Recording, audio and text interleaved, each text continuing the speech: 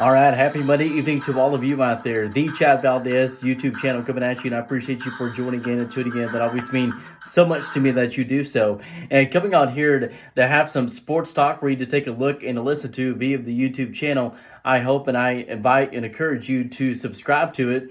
And also, what I'm about to inform you, the other platform that I have is the Real Talk with Chad Valdez via Apple Podcasts. So I invite and encourage you to go follow that platform as well. Earlier today is when I conducted that full on-air sports talk, and well over a majority of it was about the college football playoff. Playoff, you kidding me, Jim Mora? Playoff, so we'll have that in less than a month on January the 1st. And then obviously championship conference, or not conference, but college football national championship. That will be on Monday, January the 8th, which will be a month from this Friday of the day. This Friday is December the 8th. Where in the hell is 2023 gone? I do not know.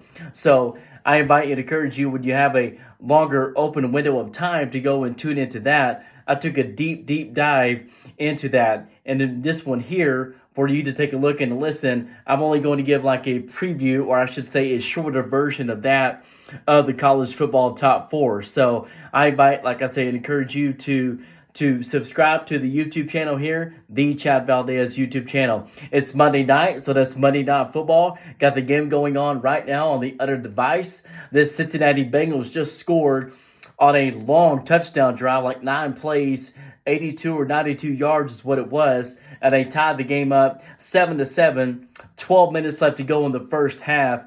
And I didn't see who got the ball first. I was working out, and so I'm just catching up into it right here. The second quarter, Trevor Sunshine Lawrence has got the ball, him and his Jaguars. And so let's take it live right here at the 30-yard line.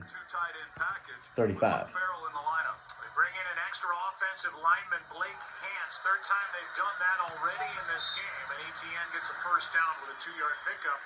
One interesting note in this game is that Brenton Strange, who's been playing really well, injured his foot late in the week, the second-round pick from Penn State.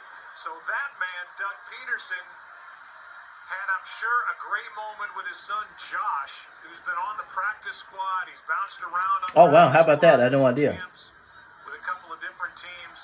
He's active for the first time in an NFL game. The first son to play for. Wow, that's NFL history. The first time a son has ever played for his father that is the head coach of the football team. And so that's really, really cool. That's really awesome NFL history right there for the Peterson family. So I'm sure everybody of their family is there tonight in Jacksonville, Florida, for this game between them hosting the Cincinnati Bengals. Cincinnati Bengals got that white uniform. Josh Peterson, 2021 undrafted free agent out of Louisiana Monroe. And it is 2nd and 6 at the 40-yard line on the Jacksonville side of the field. Man in motion to the right. You got trips to the right.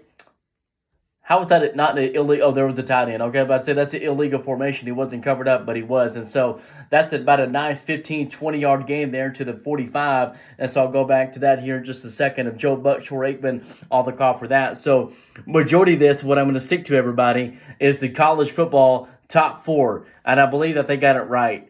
And I predicted on Saturday evening, I should say, Saturday night, that number 1, Michigan, this is my prediction, 1, Michigan, 2, Washington, 3, I put Georgia, and 4, Alabama. And I'll give a shorter version than I did on the full-blown sports talk from earlier this morning. And that is, obviously, 1 and 2 speak for themselves. And Michigan had no problem versus Iowa in the Big Ten championship game. Obviously, they would like to score more and had a better offensive game. But you got to give Iowa credit to a certain degree, and that is their defense. They got a stingy defense, everybody. We all know that. But their offense can't score to save their fucking life. Their offense cannot score to save their life. And so Trevor Sunshine Lawrence has got him another pass there. Looks like it's going to be a second or a third and short. And the reason why I put Georgia at number 3, once again, 1 Michigan, 2 Washington, 3 Georgia.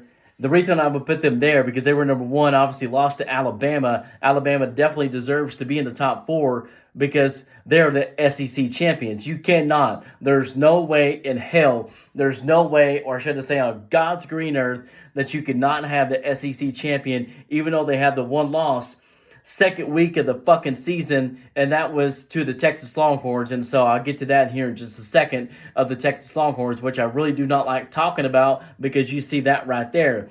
But they're having a great season, so you have to give them their credit. I'm just giving that team the credit. Now, who they are, can't stand them.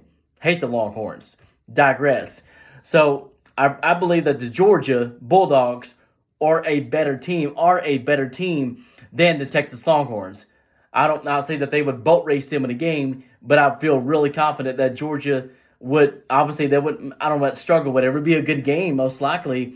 But I really believe that Georgia would absolutely beat Texas Longhorns, and they're a better team. And that is why it is the best 4 teams that should go in, not the most deserving team. Obviously, Michigan and Washington, they deserve to be there because they're undefeated, and they're conference champions, and they're 2 of the best 4 teams. Two of the best 4 teams. Now, Georgia, like I say, I believe they should have been in there. You can't have We've seen it before where there's 2 SEC teams in there.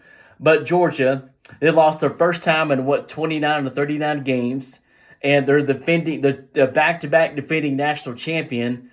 Georgia is a much better team than the Texas Longhorns. Now, Texas, they said, well, if you put Alabama in, you got to put in Texas. Well, that's not necessarily the case in your surely perspective. That game that Texas beat Alabama in, second week of the season. We all know that the trials and tribulations that Alabama had early in the season. They had their quarterback trials and tribulations. Jalen Milroe, he started, and then he got substituted where he was on the bench. And he got those 2 other quarterbacks in. That game that they had early in the season versus South Florida, that was ugly. So they tried to figure some things out. Not tried, but they figured some things out. Nick Saban did is that, hey, Jalen Milroe, that's our guy. That is our guy. Jalen Milroe is our guy. And so they pressed on after that loss. They had 11 straight wins to have a total record of 12-1, and they never looked back. They're on a hot streak. They had that unbelievable comeback versus that unbelievable touchdown versus Auburn in the Iron Bowl in Auburn. Oh, my God. Trevor Lawrence. I just saw it. Woo!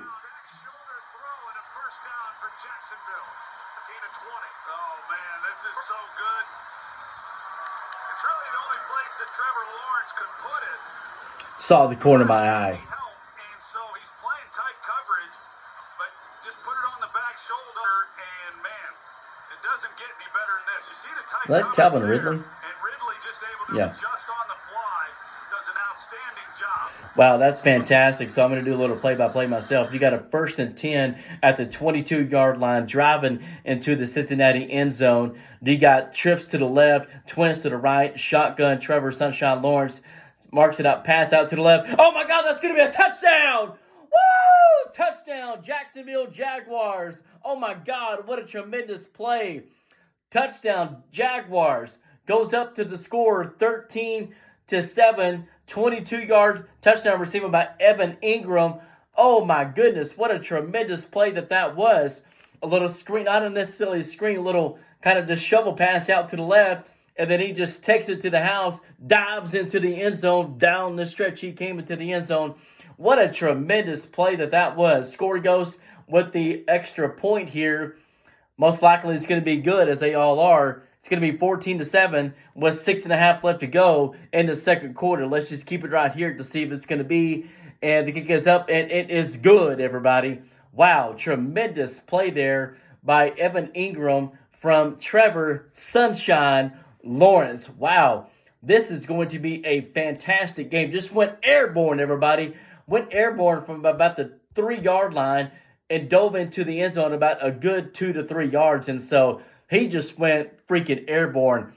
Back to the college football conference championship weekend that they had, but back to the top 4 in college football. So the reason I believe that Georgia should have been in, and on a side note, but I say a side note because I don't want to forget about Florida State. Trust me, I'm not. But Georgia definitely should have been in either 3 or 4.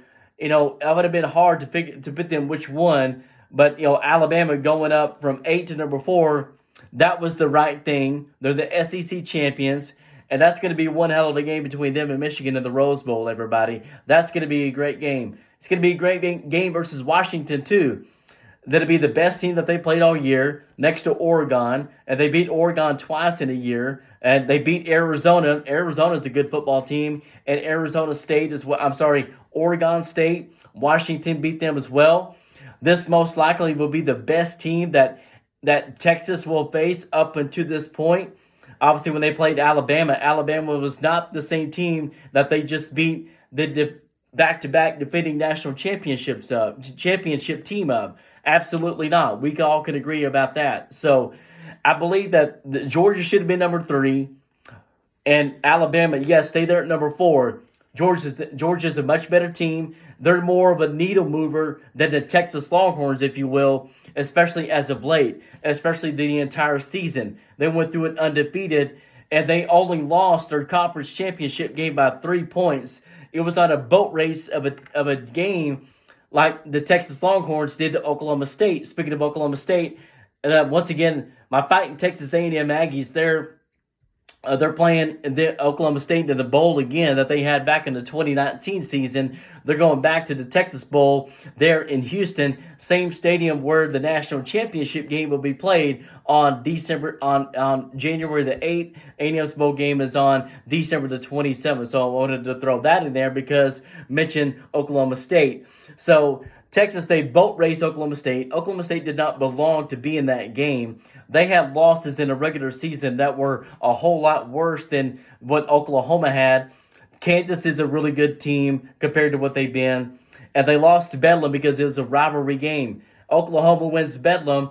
Oklahoma's in the Big 12 championship and most likely would beat Texas again. But their defense, they have a very tough time on defense, even with the defensive-minded coach, Brett Venables. And so enough about that. Back to the top 4. So really believe that they got it right, 75% of it in your Chili's perspective. 1, Michigan. 2, Washington. Really didn't even spend hardly time on them 2 because they did everything that they were supposed to. You got to give so much credit to Michigan, whether you were so against or whatever side of the aisle that you were on of the whole sign-stealing cheating scandal, if you will, of the whole sign-stealing, that's a tongue twister, sign-stealing incident, if you will, the sign-stealing saga. So Jim Harbaugh was suspended going into the season, and then the sign-stealing thing comes out. He's suspended again for the last 3 games of the regular season. To them, no harm, no foul. To a degree, at least on the field, they were still able to beat all of the teams that they played. They're 13-0, and it's going to be a fantastic game versus Michigan versus Alabama. I like Alabama to win it all. Making my prediction right here. You heard it first right here on the Chad Valdez YouTube channel. Alabama will win the national championship. I think it'll be a really close game between them and Michigan, but they will prevail. And for some reason, Jim Harbaugh is not going to get that monkey off his back if they do not win. And that's my prediction, that Alabama will beat Michigan in the Rose Bowl. One of the 2 semifinal games there. Washington, Texas, I'm going to be the biggest Washington fan for that weekend, for that day, January the 1st. Oh, my God, I'm going to be a big-time Washington fan, Huskies. And I just got back from Seattle, Washington a couple of weeks ago, so that was really cool. Really, I'm going to be going for them in a big, big way. People are like, oh, don't you want to go for Texas? No, I do not. I don't want to go for the Texas Longhorns. I don't give a damn that they are from the state of Texas like my fighting Texas A&M Aggies are. Absolutely not. So that is that. But one thing about Florida State, obviously if Travis Sanders, don't want to say they're a one-man team, but they are a much better team with him if he stays in as quarterback. Obviously gets injured in the week before the Florida game. Very unfortunate. And that was a powder puff game as well. So that was really, really unfortunate for the program and for Travis Sanders as well. So he doesn't get hurt, and they still beat Louisville, which they would have even if Travis Sanders was there. They would have been at a much better game offensively, and they would have had a much better score than 16-6. And so that was absolutely ridiculous. and then they get in there, and then the top four would have been them. 1, Michigan, 2, Washington, 3 would have been Texas, 4, Florida State, if they still would have had their quarterback, everybody. So they don't want to make the mistake again about putting a team in, and you're just really not sure what you're going to get. You were not sure what you're going to get. Now, that's not a dog, because the last year, we all remember what happened with TCU. They had a great game versus Michigan. That was fantastic. So did Ohio State versus Georgia. But when TCU played the mothership of the Holy Grail of college football that season, and it's one of the two, them or Alabama, as of late, if you will, and they got fucking boat race 65-7. And so the College Football Playoff Committee, they want to put the best 4 teams. They want to put the best 4 teams in that regard. And the one thing that also got me on that, so TCU gets into the College Football Playoff last season when they lose their conference championship game in overtime, and to a team that already had a loss in the regular season, Kansas State. So TCU gets the nod to get into the College Football Playoff when they had when they lost their conference championship game. Well, the same thing happened, similar equation, if you will. Georgia, back-to-back defending national champion, they lose their conference championship game as the number 1 ranked team in the country, everybody. And TCU was not, if I'm not mistaken. I don't believe that they were number 1. It was Georgia. Yeah, it was Georgia, because Georgia played Ohio State. So that amazes me that history did not repeat itself of a team that lost their conference championship game, still got into the top 4, when Georgia just had the same fate and had just as good of a game, only lost by 3 points, didn't have to go to overtime, and that was their first loss of the season, just like TCU's was last season. First loss of the season, the conference championship game. Last year, Georgia, first loss of the season, conference championship game, and you're the number 1 ranked team in the country, and you still don't get into the top 4, and you get a team that was number 7 that jumps up to number 3, and they had a loss early in the season, but everybody's bitching, moaning, complaining about, well, they beat Alabama in the second week of the season. That's the second fucking week of the season. And so I could go on and on, but I did my best to kind of summarize what I really talked about earlier this morning. So my top 4 prediction was 75% correct. 1 right, 2 right, 3 incorrect, 4 I got right with Alabama. So I got Alabama over Michigan. I got Washington in a big way over the damn Texas Longhorns, which will be a fantastic, wonderful game between, I'm calling it, Alabama versus Washington for all of the college football championship marbles, the national championship that will be down in the NRG Stadium Monday, January the 8th, 2024. Looking forward to it. As always, everybody, I invite and encourage you to go to the Real Talk with Chad Valdez via Apple Podcast and listen to the whole dive-in that I took of the top 4 college football playoff. I invite you and encourage you to follow that, subscribe to the channel right here, and I will be back before too long to give you another sports talk for you to take a look and a listen to. As always, everybody, tell a family member, tell a friend, and until next time, I will catch you on the next segment. This is the Chad Valdez YouTube channel.